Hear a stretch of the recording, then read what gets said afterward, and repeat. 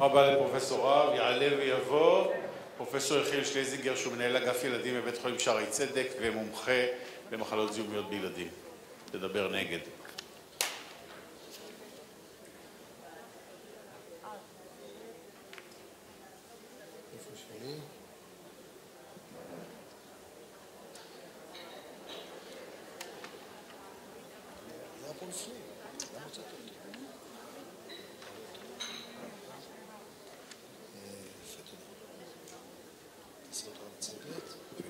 טוב, בוקר טוב.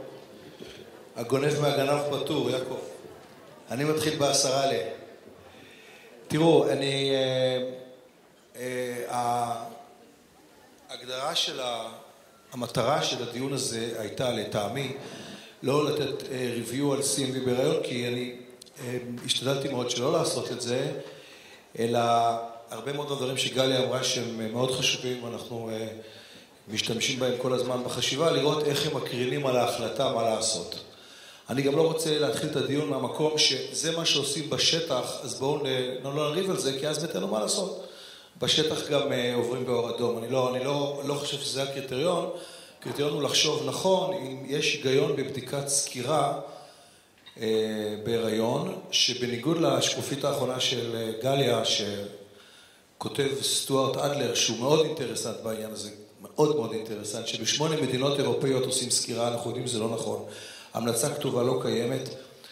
אני יכול לצטט לך את האמריקאים, אני ישבתי בסטנפורד, אצל מישהי שאמרה שאנחנו מדינה של מטורפים, זה אן ארווין שהיא מלכת CMV בילדים. אז בואו נחשוב מה אנחנו חושבים על זה. טוב, זה רק להראות לכם את האגף החדש שלנו בשערי צדק, ואת הפגייה שאנחנו עוברים אליה בימים הקרובים ממש. תראו, אני כן אתייחס למאמר שאני כתבתי אותו בדיבייט בנושא הזה שהיה עוד ב-2007, ששאל את השאלה, והדעה שאני באתי אז ואני רוצה להביע אותה גם היום, היא נגד בדיקות הסקר. כל דבר יש שחור ולבן, יש מצבים אפורים, אין דיון שאישה שיש לה סימפטומים צריך לעשות לה סקר, אין דיון אישה שיודעת שהיא שלילית והייתה חשיפה מיוחדת, יש היגיון לחזור על זה. שאלה היא לעשות את הבדיקות השגרתיות. השגרתיות אומר אלפי, עשרות אלפי נשים, אני לא יודע כמה שמגיעות, שבשבוע 10 עושים להם את הבדיקות השגרתיות, לא לפני ההיריון, בשבוע 10. זה אגב דיון שהיה צריך יותר לעניין את הגינקולוגים, אבל זאת אומרת, הם אלה שעושים את הסקר, אבל אתם ואנחנו אלה שרואים את ההמשך. בשבוע 10 עושים להם בדיקות שגרתיות, והן מגיעות בהמוניהם לרופאים למחלות זיהומיות, כי הרופא הגינקולוגים לא משוכנעים, עם IgG חיובי, IgM חיובי והווידיטי גבוהה. זה מה שנגמר בהרבה מאוד מקרים, ואז מתחיל איזשהו מסע של כסת"חיות בכל הרמות, ולוקחים איזו מחלה שבגלל שיודעים לבדוק אותה, בודקים אותה. זה הכל, היא קיימת, היא available, אז בודקים אותה, ואחרי זה תוקעים הרבה מאוד זוגות במצבים מאוד לא נעימים. אז אני כתבתי פה שלא מקובל לבצע בדיקה שגרתית בהיריון, אין לנו, נכון? לא חשוב. לא מקובל לבצע בדיקה שגרתית כמעט באף מדינה מערבית.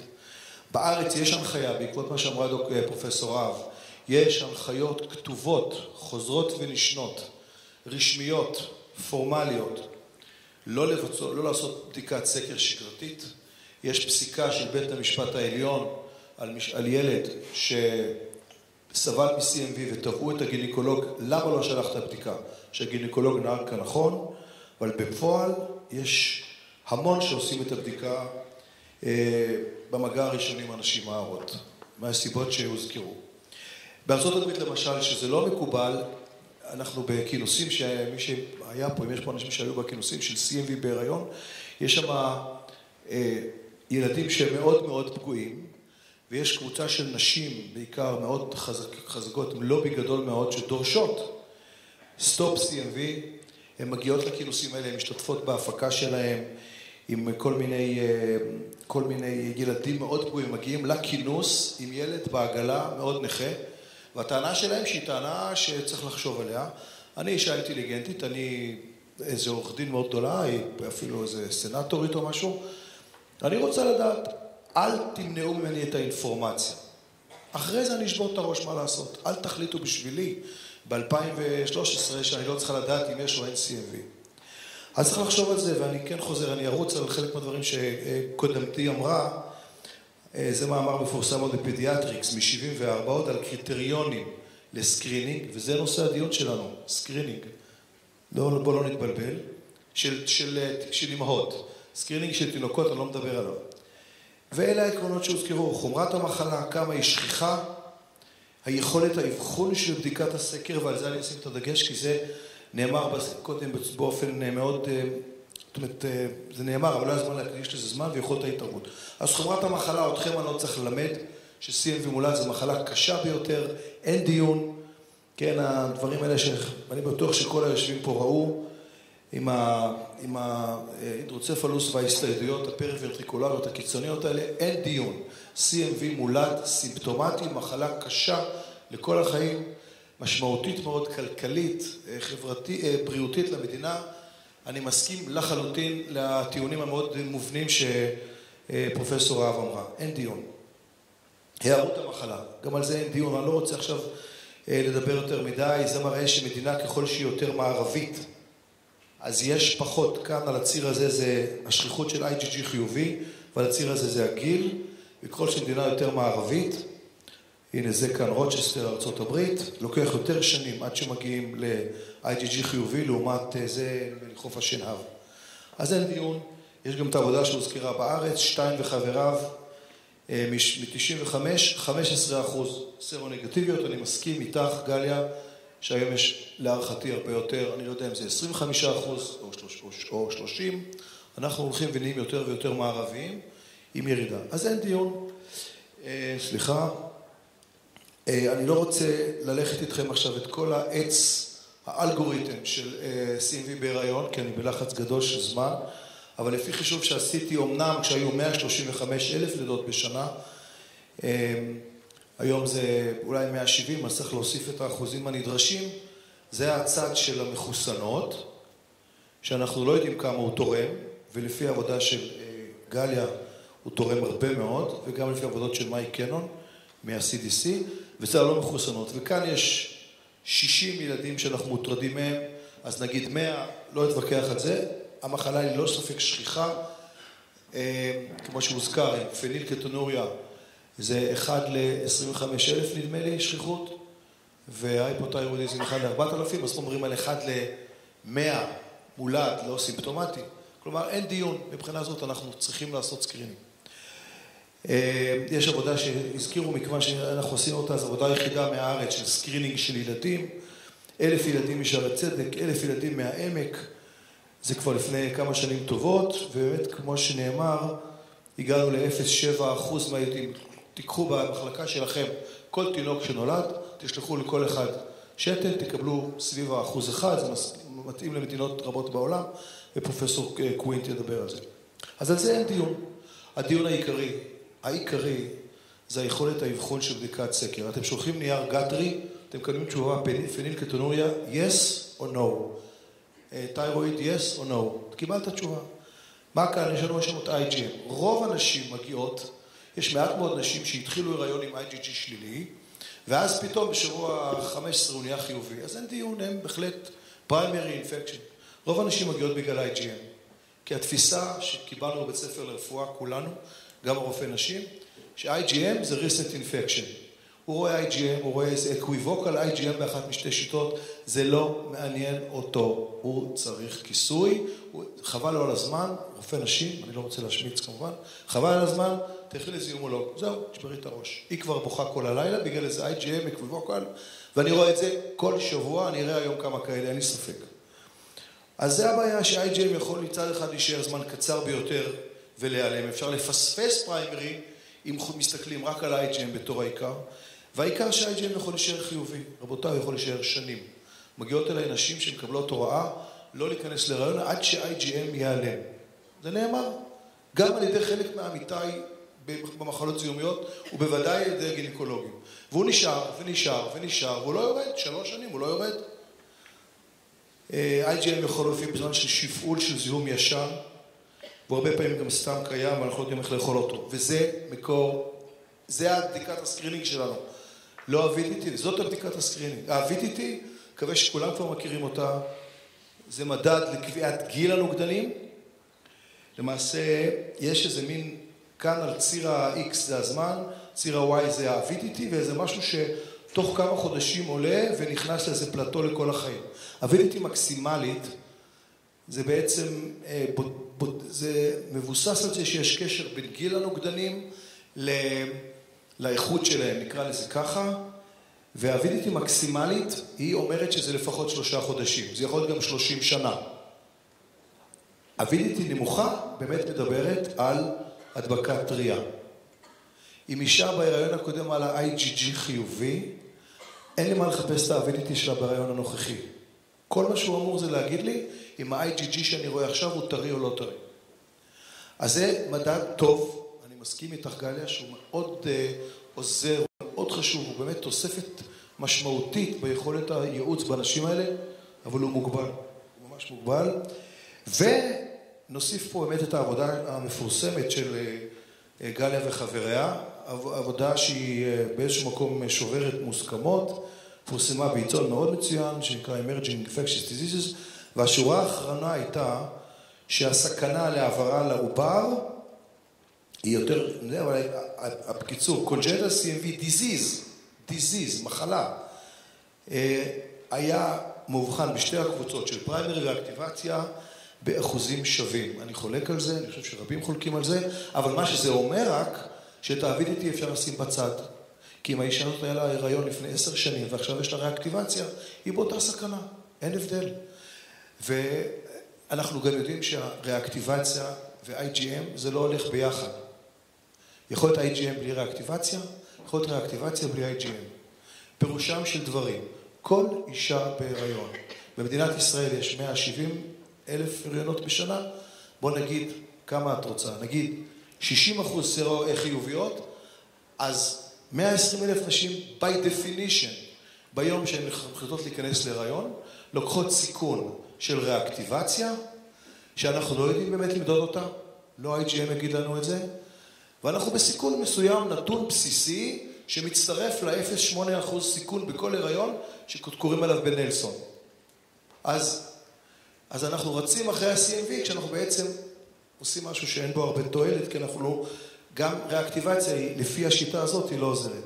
מי שפיר, אני לא אגיד כלום חוץ שזה רק בשבוע 22, קחו את זה בחשבון, והכי חשוב, הבדיקה מאפשרת הדבקה והיא לא מאפשרת לאבד פגיעה, ואני יכולתי לספר לכם שעות מה המשמעות שזה מבחינת אנשים, הדמיה, זה אותו עבודה של ליפיד שאת הזכרת עכשיו. השורה האחרונה לגבי ה-MRI, אני חושב, אחרי כמה שנים טובות, אם יש פגיעה אמיתית באולטרסאונד, יראו אותה ב-MRI. אם אולטרסאונד תקין, אתה תקבל המון פעמים תשובות של זמני הרפיה מוערכים. אתה שואל את ה-MRI, נכון, אני חושב שיעקב מכיר את זה, אתה שואל את ה-MRIולוגים, אחד חושב שזה תקין, אחד חושב שזה לא תקין. הייתה לי אישה שעשתה בבית חולים מאוד גדול באזור ירושלים, MRI, ואחרי זה בית חולים מאוד גדול בשפלה, ואז נסעה לבית חולים שלישי בווינה, לאיזה מומחית גדולה ל-MRI, וכל מה שיצא זה מבולבלת, כי יש בעיה עם הבדיקה הזאת. וגם בעבודה הזאת, וזה אני כן רוצה לומר, בעבודה של ליפיץ, עבודה קריטית בעיניי, כי יצא שמי שהאולטרסאונד שלה תקין, וצריך לקרוא את זה בפנים, אבל אני דיברתי איתו וקראתי טוב. מי שהאולטרסאונד שלה תקין, אולי גם MRI, אין סיכוי לפגיעה קשה. כן, אולי, את אמרת בעצמך, פספוס באיזושהי, ברמה קלה של שמיעה. מעט אנשים בשבוע 32, שזה השבוע שעושים MRI, יפסיקו הריון, בגלל אולי פגיעה קלה בשמיעה. ואגב, אני רוצה לומר, כל מה שאני אומר פה לא בא בשום אופן, לא להתבלבל בגלל הכיפה שלי, מאיזושהי עמדה אתית, דתית, ערכית על הפלות. לחלוטין, לא, אני נותן את אותה הרצאה בדיוק, לא יודע, בשוודיה, אין לי שום עניין, זה לא עניין אתי, זה עניין של חשיבה ביקורתית על מה אנחנו עושים ומה אנחנו לא עושים. יכולת ההתערבות כמובן, זאת ההתערבות. אמרו לי פעם שמדינת ישראל יש הכי הרבה הפלות בגלל CMV, לא יודע איך זה בדוק, אבל זה אמרו לי, ויש להם סיפור של הנוגדנים, שאני לא אחזור עליהם, כי אנחנו לא רוצים לעכב את הציבור הקדוש, אבל זה נשמע נפלא, היה הרבה ביקורות, גליה רהב הזכירה אותם, הסיפור הזה הוא בעייתי, הוא עולה 20,000 שקל לתת לאישה הייפר אימיון גלובולין, כשאני נתתי ואני נותן ואני אתן, אבל אני מאוד מסופק כמה זה באמת יעזור. אז מכל זה אני חושב שהלכתי מהר מאוד, אני חשבתי שאפשר לדבר ולדבר, אבל אם רוצים לדבר תכלס, וזה המטרה, דיברנו על קרב אגרוף, אז אני חושב שבהינתן כל האמירות האלה וימינה ושמאלה ונתונים כאלה ואחרים, צריך להחליט כן או לא, ודבר הזה אני מאוד אוהב לחזור לקהלת, שאמר שני משפטים חשובים, אחד זה יוסיף דעת, יוסיף מכאוב, אמנם אומרים על אחד הרבנים החשובים שאמרו לו את זה, אז הוא אמר אף על פיכם, כלומר שיקב אני רוצה לדעת, ופסוק אחר שאומר שיש עושר שמור לבעליו לרעתו, ואנחנו אוספים פה אינפורמציה בגלל שהיא זמינה, בגלל שפחדים עורכי דין, בגלל כל מיני דברים אחרים, שהיא לא עוזרת לנו, היא מפריעה לנו, וצריך שיהיה ברור לא לעשות, זו דעתי האישית, לפחות לצורך הדיבייט, לא, אבל זו גם דעתי האישית, לא לעשות את הסקר הזה כמו שהוא. אפשר לחשוב על דברים אחרים, זה לא נוגע לסקר תינוקות שהוא הרבה יותר הגיוני, אפשר לחשוב על סקר לנשים טרום הריוניות, לוגיסטית זה מאוד קשה, אבל יש בזה הרבה יותר רציונל. הרוטינה הזאת היא רוטינה עקומה, לא חכמה וקסטחיסטית בלבד. תודה רבה. תודה רבה לפרופסור שלזינגר. השאלות זה בדיון הפתוח בסוף. אני מעביר את השרביט לעמית שלי, דוקטור גיל קלינגר. אוקיי, מדיון על CMV בהיריון נעבור לדיון על CMV מולד ביילוד. המרצה הבא יהיה פרופסור יעקב קווינט, שהוא היום מנהל תחום רפואת ילדים במכבי. כולם מכירים אותו בתור מנהל הפגייה שנים רבות בתל השומר, והוא ייתן הרצאה בנושא בדיקת סינון אוניברסליות ל-CMV מולד בתינוקות.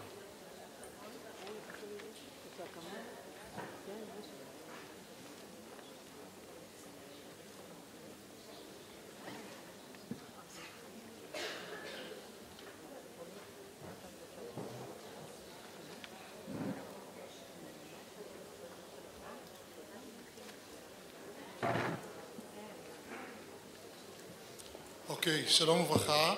היה לי את העונג להציג את הנושא הזה בהוט טופיקס בוושינגטון, אז השארתי את זה, אבל אני לא אצמד ממש לשקופיות, שם הייתי ככה נוקשה ובאנגלית, ופה זה יהיה רילקס ובעברית, אז גם תרגישו את האווירה הזאת, ואני חושב אבל שהנושא הוא חשוב, ומכיוון שחשבנו שהוא חשוב, אז התחלתי עם הנושא הזה, וקצת סיפור קטן איך הגעתי לזה, ואני מתנצל בפני מי ששמע אותי כבר, אבל זה התחיל ב-2004, כשהייתי בשבתון בלונדון, וזה היה שבתון קליני, ממש עבדתי בפגייה שם באחד מבתי החולים בלונדון, והיה לנו תינוק שבוע 28, שבגיל חודשיים עשה תמונה של פנומוניטיס, והידרדר, כשלא היה קודם, והיה רושם שיש לו ויירל פנומוניטיס, ועשינו בירור ומצאנו שיש לו CMV, והוא היה בין חודשיים או שלושה, ולא ידענו אם להתייחס לזה כ-acquired disease או כמשהו שמצאנו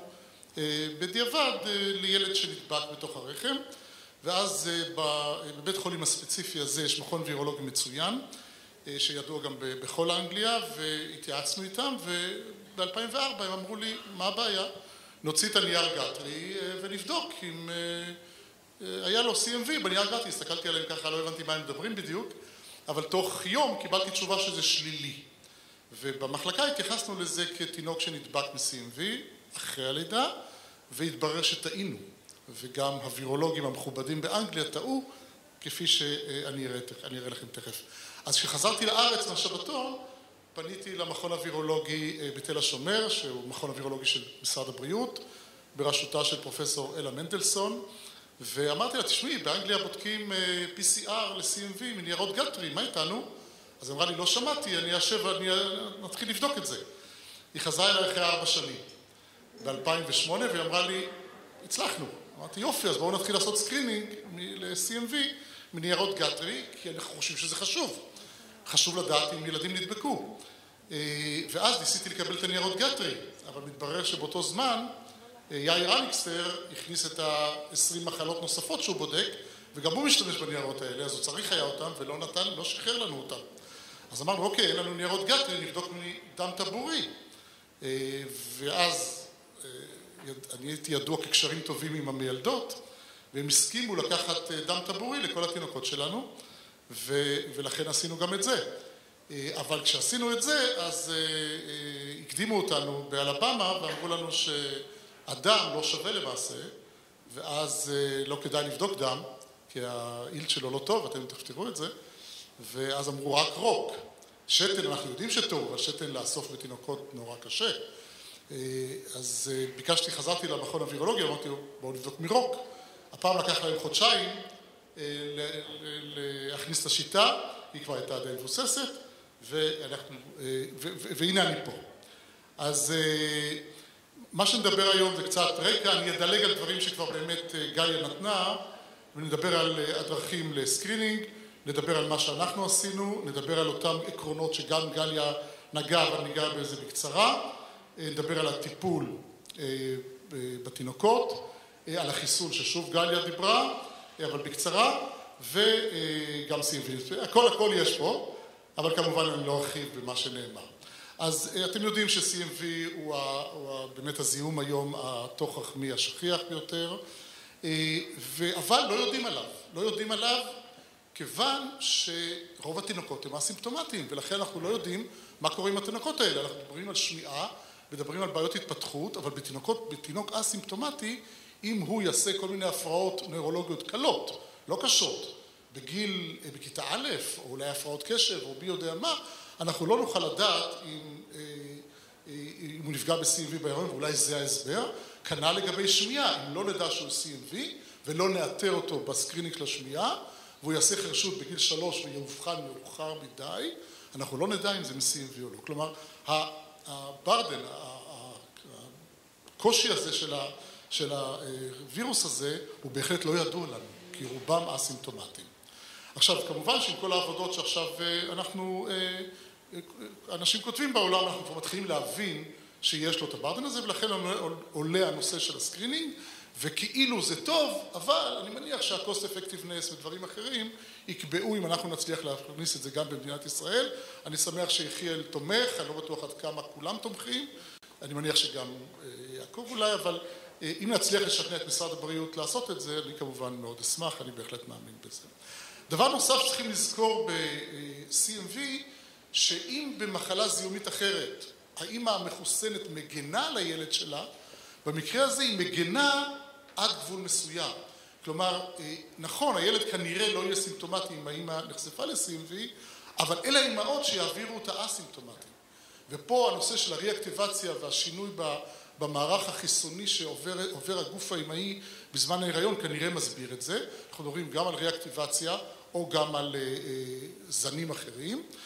ומה שאני יכול פה להראות לכם זה שכשבדקו את השכיחות של סרו-פוזיטיביות באוכלוסייה לעומת השכיחות בתינוקות, אז ברור שאיפה שיש בארצות מתפתחות 5% CMV, אז התינוקות האסימפטומטיים שם יהיו בריכוז יותר גבוה, וזה דבר שחשוב. חשבנו הפוך, חשבנו אם האמהות מחוסנות, הם יגנו על הילדים, לא כך.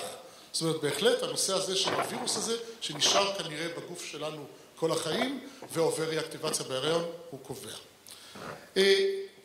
כמו שדובר כבר 0.4 עד 0.7% בארצות המפותחות, אבל במתפתחות בהחלט אנחנו מדברים על בממוצע 1.6% ובין 1 ל5%, זה ממש מספרים גדולים. עכשיו, אם אנחנו לוקחים רק את הסימפטומטיים, אז נכון, הם 10 עד 15%, אבל חלק גדול מהם יפתחו בעיות, שמיעה והתפתחותיות, ולכן אם בודקים אבל את כל התינוקות שיש להם איזשהו סיקוולה מ-CMV, אז רק שליש היו סימפטומטיים. זאת אומרת, הרוב עם סיקוולה יהיו אסימפטומטיים. שוב, אני חוזר לאלה שאנחנו לא יודעים עליהם בכלל. ולכן, כמו שאני אומר כאן, התינוקות האסימפטומטיים שרובם הם אסימפטומטיים, ורק 12-14% יפתחו, למשל, בעיות בשמיעה, הם אלה, כי זאת המסה, יהיו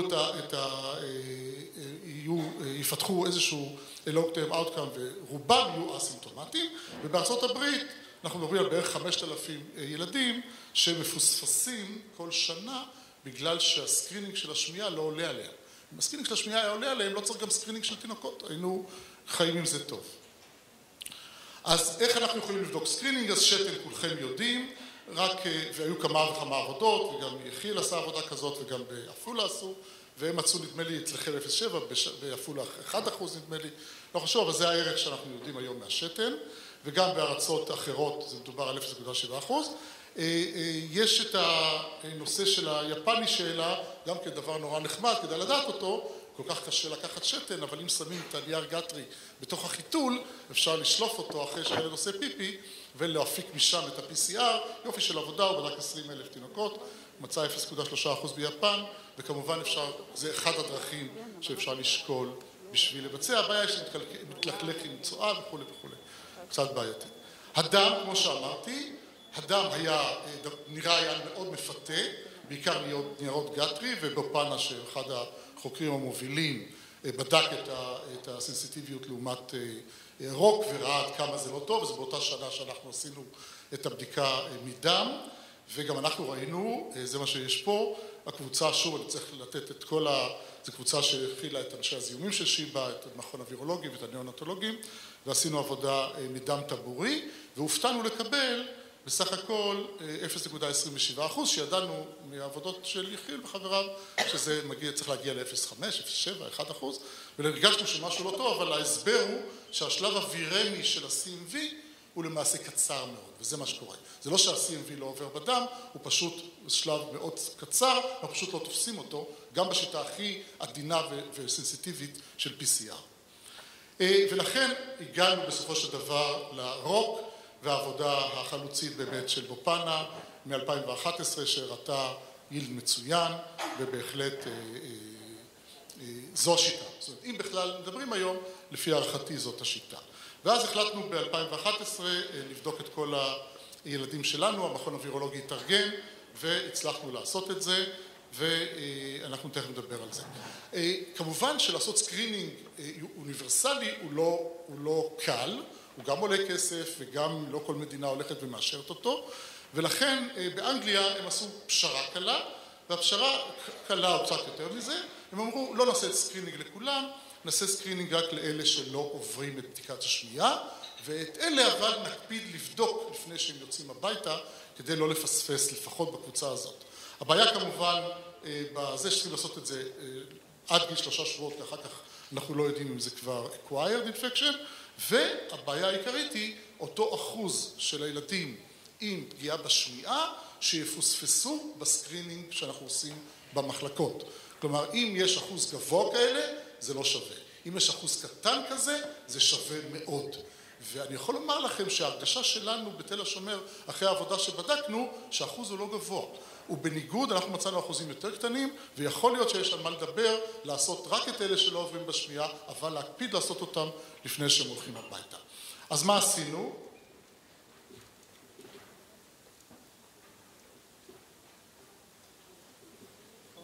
כמו שאמרתי, התארגנו לעשות את זה, וממאי 2011 עד מאי 2012 בדקנו למעשה רוק התכוונו לבדוק מכל התינוקות, הצלחנו לבדוק מתוך 10,137 שנולדו רק 9,845, נבדק PCR בשיטה שפותחה במכון, וכל מי שהיה חיובי, לא הסתפקנו, עשינו גם, הקפדנו לעשות תרבית, הן בשתן והן ברוק, כדי לאשר או לשלול את הממצא הזה. מה שעשינו זה התלבטות לגבי הנושא של מה לעשות, סליחה, עוד לא התלבטות, מה שכל אחד חיובי עשינו לו, אספנו את החומר של הרלוונטי מבחינת ההיריון שהיה לנו, ועשינו לו, ידענו שהוא נדבק ב-CMV, אז עשינו לו בדיקת ספירת דם, אנזימי כבד, אולטרסאונד ראש, בדיקות עיניים ובדיקה יותר מעמיקה של שמיעה, ABR, ואני מוכרח לומר לכם שכשגליה דיברה על הסימפטומטי והאסימפטומטי, זה בדיוק העיקר. משום שהילדים האלה הגדרנו אותם כאסימפטומטיים, לא ראינו כלום בבדיקה הגופנית הראשונית, נניח פספסנו הפטוס פלנו, אבל כשידענו שיש לו CMV, הלכנו חזרה לילד ובדקנו אותו עוד פעם, ופתאום כבר כן מיששנו תחול, ופתאום באולטרסאונד רואים משהו. זאת אומרת, הפכנו קבוצה מסורתית, אסימפטומטית, לקבוצה מודרנית, סימפטומטית. ופה השאלה איך מגדירים סימפטומטי ואסימפטומטי. דבר נוסף שהתלבטנו מאוד באותה תקופה, זה האם להחתים כל הורה, בסוף החלטנו שאנחנו מאמינים שצריך לעשות סקרינינג ל-CMV, ואנחנו חשוב לנו אם כל ילד ש-CMV הוא חיובי, גם ילד שאנחנו מקבלים מידע מההיריון שיש לו CMV, אנחנו עושים לו את כל הבירור ולא אומרים לו אל תעשה כלום, ולכן החלטנו שאנחנו לא נחתים את כל ההורים, אלא חילקנו לכל ההורים פלייר שבו כתבנו מה אנחנו עושים, וכמובן נתנו אפשרות להתנגד, אנחנו קוראים לזה Informed Dissent, ואני חושב שוב בהתייעצות עם ועדת האתיקה. אז מה התוצאות? אז בסופו של דבר היו לנו 10,137 תינוקות שנולדו באותה שנה, מהם הצלחנו לקבל שוב בזכות האחיות, שוב ביונקין, שאני מניח שחלקם נמצאות פה, הצלחנו לקבל דגימות של מטוש, 2 מטושים מכל ילד לתוך מבחנה, ב-97%, ב-9,845, מהם מצאנו 49 תינוקות חיובים, שזה 0.5%. אני רוצה להדגיש שבשבעה תינוקות נוספים היו תוצאות חיוביות ברוק, אבל תוצאות גבוליות. המעבדה אמרה לנו, זה חיובי, אבל רק בגן אחד, וכזה גבולי, אבל כמובן לעשות איתם בדיקת שתן, ושבעה תינוקות, הפולס פוזיטיב שלנו, צריכים לזכור את זה. זאת אומרת שהם היו חיוביות ברוק, ב-PCR, והיו שליליות בבדיקה. בסופו של דבר קיבלנו 48 אחרי אימות עם השתן, 48 תינוקות עם CMV בשנה אחת רק בתל השומר. באותה תקופה, כל תינוק שנולד והיה איזשהו רמז שהאמא נדבקה או שהוא סימפטומטי או כל דבר אחר שחייב לעשות בדיקת שתן ל-CMV, שהיא הבדיקה הרגילה שהייתה עד עכשיו, עשינו. זאת אומרת, באותה תקופה היינו עם 188 תינוקות שהיה איזשהו חשד או בהיריון או אחרי הלידה ל-CMV, הם היו שליליים ברוק, והוכחנו שהם גם שליליים בתרבית, זה נותן לנו איזשהו מדד על ה-false negative ratio. לפחות פה זה היה 0, אבל כמובן זה לא קבוצה מספיק גדולה כדי להסיק את המסקנה הזאת. אז מה קיבלנו? אז 28 אימהות מה-48 ילדים שדיברנו, 49 ילדים שדיברנו, 48 ילדים, היו עם primary infection לפי מה שהצלחנו להוציא מהגיליונות שלהם, וב-19 מהם יכולנו לדעת בדיוק לפי המידע מתי היה הסרו-קונברשן, אז ב-26% הוא היה בטרימסטר הראשון, וב-58% היה בטרימסטר השני ובשלישי, וב-3 ילדים פשוט לא ידענו מתי, אבל ידענו שזה היה פריימרי. ומה שעוד עשו האימהות האלה, זה שב-9 אימהות עשו גם אמניוצנטזיס ל-CMV, ורק לזכור שב-3 אימהות התשובה הייתה שלילית, למרות שנולד להם ילד עם CMV. שוב, זה עניין של טיימינג וכולי, אבל מה האמא הרגישה? היא הרגישה, אני בסדר, ואנחנו הפתענו אותה. זה היה לא פשוט לגבי הנושא של סקרינינג בכלל, שמדברים פתאום, תופסים אמא שהכל היה בסדר, אומרים לה, יש לך CMV, למרות שאנחנו מסבירים שזה לא נורא וכולי, אני ישבתי ודיברתי עם כל האמהות האלה כדי להרגיע אותם. שוב, בעיה של סקרינינג, כשמתמודדים עם סקרינינג, זאת הבעיה. דבר נוסף שחשוב לזכור, שב9 אמהות מה-19 האלה, עשו גם MRI, ולא מצאו שום דבר, הם המשיכו את ההיריון בגלל שה-MRI היה תקין, ואחר כך מצאנו להם כל מיני ממצאים, למרות MRI תקין. אז זה אלה שני הדברים שרציתי לומר.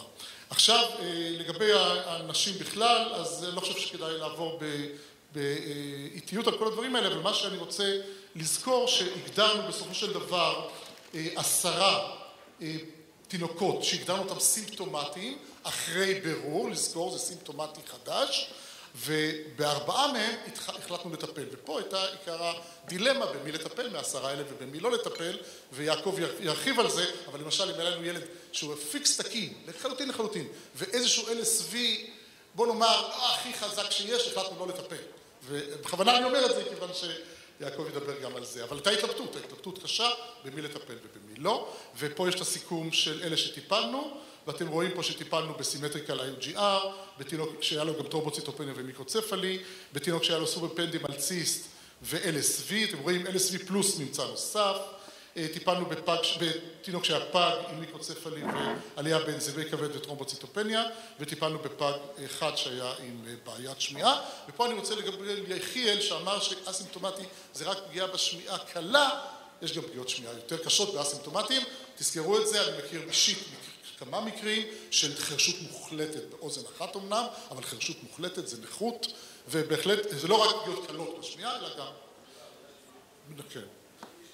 בדיוק. אז תזכור את זה, ומעקב השמיעה שלנו. אז כל ה-48 עברו את הסקרינינג במחלקה. זאת אומרת שאם לא היינו יודעים, חלק מהם ידענו, לא כולם גילינו בסקרינינג, אלא היה איזשהו סיפור וכו', אבל אף אחד לא נכשל בבדיקה. ופה צריכים לזכור, אף אחד לא נכשל בבדיקה. כלומר, אם הולכים לסקרינינג שמתחיל בהירינג סקרינינג, אנחנו מפספסים אותו. אוקיי. ואחרי זה עקבנו אחריהם. מה זה עקבנו אחריהם? כל אלה שידענו שהם CMV, עשינו להם ABR. עשינו להם ברע, כי ידענו שהם CMV. ובברע הזה שנעשה, ילד אחד עלה עם 3 שבועות וקיבל טיפול. אוקיי? זאת אומרת, גילינו אותו רק בגלל שידענו שהוא CMV והברע לא היה תקין, אבל האקוסטיק אימישן העדים היו תקינים לחלוטין. במעקב שהיה אחר כך, עד 3 חודשים, מצאנו עוד אחד, שהיה תקין ואחר כך לא היה בסדר, והוא קיבל אורה נדמה אצל יעקב למשך 9 חודשים. ובמעקב ארוך טווח, שאנחנו כבר הגענו היום, זה שכתוב פה 18 חודש, כבר כמעט שנתיים, לא מצאנו late onset, וזה בניגוד לאחרים. זה אומר שהקבוצות שמדווחות על late onset, הם אולי לא אותה קבוצה. הם אולי חלקם יותר סימפטומטיים, או וירוס אחר, או וירולנטיות אחרת, אנחנו לא יודעים. אבל אנחנו לא רואים כל כך את ה-late onset. ואנחנו מדברים כבר על שנתיים, אנחנו עוקבים אחריהם עד גיל 5, ואנחנו לא מוצאים אותם. ואם זה נכון, אז אולי כדאי להסתפק רק בהירינג, ורק לעשות מוקדם את הזה, אבל זה כמובן לדיון. אוקיי, אז בקצרה, הקצב של האחוז שמצאנו זה 0.5% שבארץ ידוע בין 0.5 ל-1, אבל אימא שהיא מחוסנת ל-CMV זה לא מונע הולדת של ילד אסימפטומטי, גם נגטיב אמניוצנטזיס לא שולל את זה, וזה צריכים, הגינקולוגים צריכים להגיד את זה לאימהות, גם MRI שהוא לחלוטין תקין בהיריון לא שולל ממצאים אולטרסונוגרפיים או MRI אחרי הלידה, וכמו שאמרתי, ה-late onset היו אצלנו רק ילד אחד, ולכן כל הנושא הזה של סקרינינג מראש או סקרינינג רק אחרי hearing סקרינינג הוא דיבייט אמיתי. פה אני לא חושב שאני אמשיך, יש לי עוד זמן? לא, אז אני חושב שאנחנו נסתפק בזה, כי זה דברים שכבר דיברנו. תודה.